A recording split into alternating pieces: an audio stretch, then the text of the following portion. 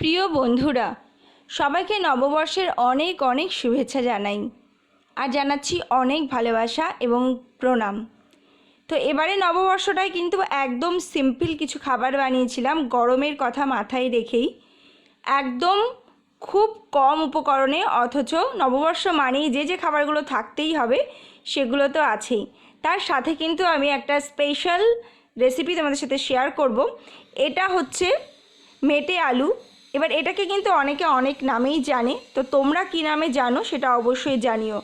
সেই মেটে আলু দিয়েই একটা রেসিপি করব আমি, আর এটার পিছনে একটা গল্পও আছে, সেটাও করব। তার আগে বলি, মেটে আলুটাকে কেটে আমি নুন মাখিয়ে খুব ভালো করে ধুয়ে নিয়েছি, কারণ এটা একটু পিচ্ছিল হয়।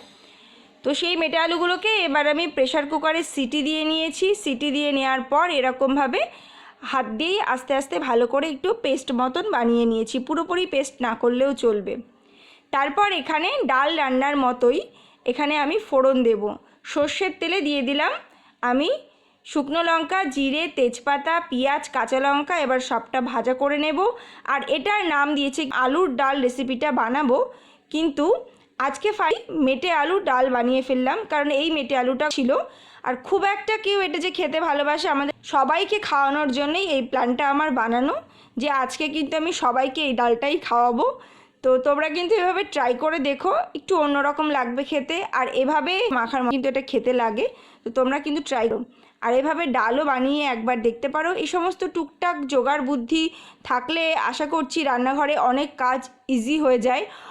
নষ্ট না করে, ফেলে না দিয়ে এরকম কিন্তু রেসিপি বানাতেই পারো, কারণ নববর্ষের দিনে এটা দিয়ে আলাদা করে আর কি বানাবো। ডালটা যেহেতু আমাকে বানাতেই হতো, তাই জন্য আমি কিন্তু এটা বানিয়েছি।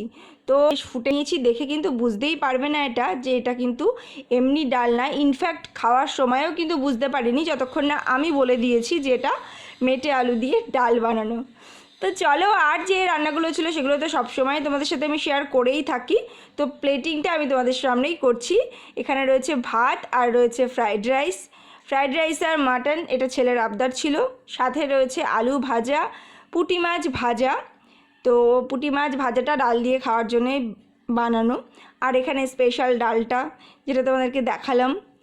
আর রয়েছে এখানে মাটনের লাল লাল ঝোল, তবে গরমের জন্য খুবই হালকা করে বানিয়েছি। আশা করছি এই গরমটাও আমরা খুব সুন্দর করে সবাই মিলে কাটিয়ে দেব। তোমাদের কেমন কাটছে অবশ্যই আমাকে জানাও। আর ভিডিও ভালো লাগলে কিন্তু অবশ্যই লাইক, কমেন্ট, শেয়ার এবং সাবস্ক্রাইব করো। সাথে দিয়ে দিয়েছি কিন্তু আমি, এখানে ছিল আমের চাটনি, মিষ্টি, আর একটু মিষ্টি মুখের পায়েসের জন্য আমি বানিয়েছিলাম সিমাইয়ের পায়েস। আর আরেকটা কিন্তু কষা মাংসও ছিল। বাড়িতে আর কি কেউ কষা মাংস খাবে, কেউ হালকা মাংস খাবে, তো সেই জন্য 2 রকমের মাংস রান্না হয়েছিল, সাথে ছিল স্যালাড। তো এই নিয়ে আজকে সবটা। তোমাদের কেমন লাগলো তোমাদের কমেন্টের অপেক্ষায় কিন্তু থাকলাম আমি। আর দেখা হবে আবার নতুন কোনো ভিডিওতে। ততক্ষণ পর্যন্ত সবাই ভীষণ ভালো থেকো, সুস্থ থেকো।